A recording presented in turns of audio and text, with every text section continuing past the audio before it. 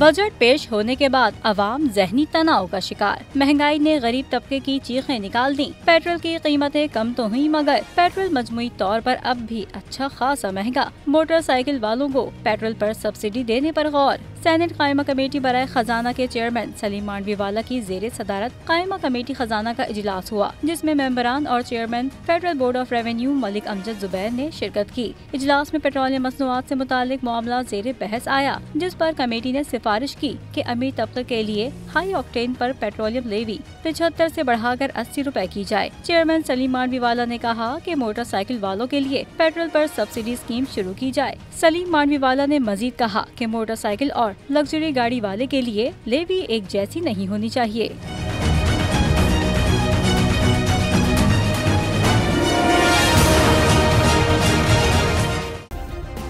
Subscribe करें और bell दबाएं ताकि कोई खबर रह न जाए।